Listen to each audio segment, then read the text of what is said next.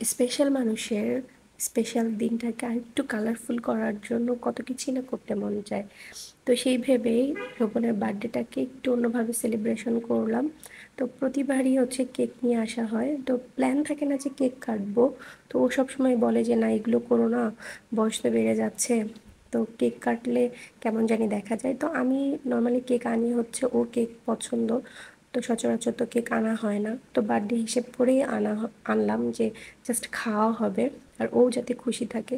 তো ও সব সময় চায় যাতে আমি হ্যাপি থাকি, তো আমারও তো উচিত ওকে একটু খুশি করা, তো স্পেশাল দিনটাকে একটু স্পেশাল করা। তো তারপরের দিনের ভিডিও এটা। ওকে বললাম যে কী ট্রিট দিবা, তো ও বললো যে চলো কোথাও যাই। এই ভেবেই হুট করে প্ল্যান করলাম যে বুফে আসবো। তো যেহেতু হুট করে প্ল্যান, তো আস্তে আস্তেও লেট হয়ে গিয়েছিল, তো এসে দেখি সব খাবারই অলমোস্ট শেষ। সবাই হুমড়ি খেয়ে আধা ঘন্টার ভিতরে সব শেষ করে ফেলছে। তো আবারও রিফিল করেছে এগুলো। আমরা গিয়েছিলাম 11 নম্বর প্রিমিয়াম লাউঞ্জ। তো ওইটাতে অনেকেই গিয়েছেন মিরপুরে, মনে হয় কেউ বাকি নাই আমি ছাড়া। তো আমাদের যেতেই মনে হয় লেট হলো। যাই হোক, সবার কাছে রিভিউ শুনেছিলাম যে বেশ ভালো ওদের খাবারটা, তো এই ভেবেও গিয়েছি। আর মিরপুরের মধ্যে আমার মনে হয় এটাতেই একটু প্রাইসটা কম আছে।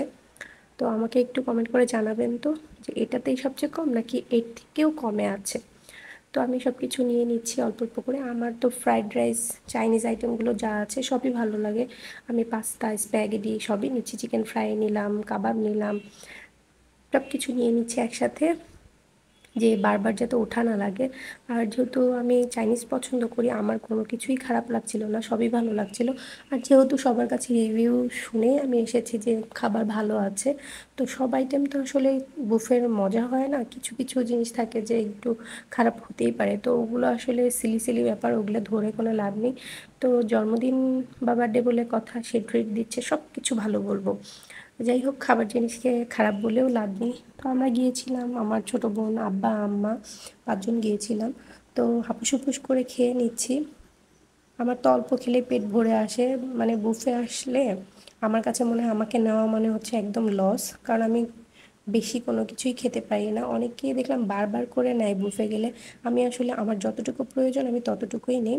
আপনারাও এটাই চেষ্টা করবেন যে যতটুকু খেতে পারবেন, কারণ একসাথে আসলে এত খাবার খাওয়া যায় না, জাস্ট টেস্ট করার জন্য অল্প অল্প করে নেবেন।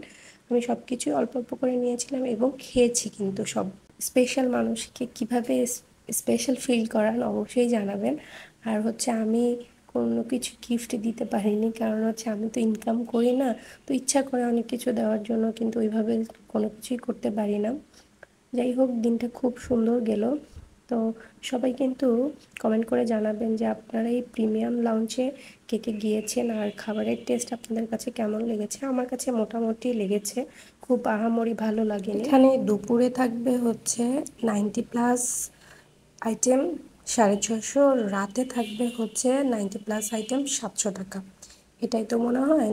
আপনারা যদি কনফার্ম জানতে চান তাহলে কিন্তু ওদের ইউটিউবে অনেক ভিডিও আছে, ওখানে হটলাইন নাম্বার আছে, ওখানে ফোন দিয়ে জানতে পারেন কীরকম প্রাইস বা কত আইটেম থাকবে, কয়টা থেকে কয়টা, ডিটেলস আপনারা ওখান থেকে জানতে পারবেন।